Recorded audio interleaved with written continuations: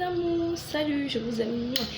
Au fait, si je fais cette vidéo en ce jour, c'est pour qu'on déballe un peu sur un petit sujet. En fait, hier j'ai vécu, comment on dit ça, c'est une expérience, je ne sais pas comment vous expliquer ça. Hier soir, je rentrais du culte, j'ai pris une moto. Et sur la moto, j'ai bâché une jeune dame. Elle échangeait avec le Ben Skinner. Ils étaient en train de changer sur quoi le Ben Skinner parlait de la femme. Il disait les femmes ne sont pas satisfaites, les femmes sont infidèles, toutes les femmes ne sont pas faites pour aller en mariage. Et ça a un peu réveillé, je sais pas comment dire. Mon cerveau a un peu fait bizarre à l'intérieur. Et j'ai dit, excusez-moi monsieur, vous dites que toutes les femmes ne sont pas faites pour aller en mariage. Je lui ai dit jamais, excusez-moi, toutes les femmes sont faites pour aller en mariage. Toutes les femmes sont faites pour être dans un foyer. Il m'a dit, mais ma chérie, comment tu expliques ça? Je lui ai dit, la Bible dit ceci, Dieu dit ceci, allez, soyez féconds.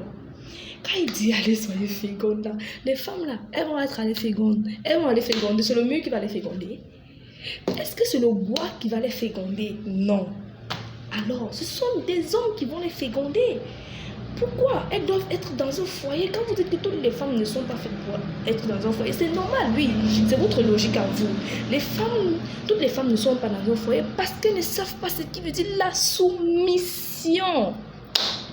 Femmes, soyez soumises. Et ce qui est marrant, c'est que quand il dit toutes les femmes ne sont pas faites pour aller en mariage, madame dit c'est vrai. Et c'est vrai, c'est normal. Mais je dis, mais madame, ça ne se fait pas. Toutes les femmes doivent être dans un foyer. Toutes les femmes doivent consommer le mariage. Mais je suis d'accord dans le fait qu'il dit toutes les femmes ne sont pas faites pour aller dans un foyer. Parce que c'est sa logique à lui. Parce qu'il a affaire aux femmes insoumises. Quand une femme est soumise à un homme, l'homme va l'épouser. Ça ne discute pas. Quand une femme respecte l'homme, quand une femme donne le respect à l'homme, elle donne la place de l'homme. Mais ma chérie, l'homme va t'épouser, il ne va pas réfléchir 2 fois. Je lui ai dit, excusez-moi, ça ne se passe pas comme ça. Maintenant, ça se passe comment? Une femme qui n'est pas soumise à son homme. Une femme qui passe le temps à diminuer l'homme, à rabaisser l'homme, à insulter l'homme. L'homme ne l'épouse pas. J'aurais dit, l'homme ne l'épouse pas. La femme là, elle doit être soumise. Est-ce que vous savez, vous les femmes là, que la soumission de la femme est l'homme à genoux? Vous ne comprenez pas. La soumission de la femme met l'homme à genoux. Avec la soumission, ma chérie, tu as tout ce que tu veux de ton mari. Je dis bien, tu as tout ce que tu veux, tout ce que tu demandes là. L'homme va te donner tant que tu es soumise. Tant que tu lui donnes sa place, tu es soumise. L'homme va t'épouser. Laissez-moi vos choses qu'on dit que toutes les femmes sont faites pour aller en mariage et pour être fécondes. Ce n'est pas les murs qui vont vous féconder. Pour que vous soyez dans un foyer, soyez soumise. L'homme a besoin de ça.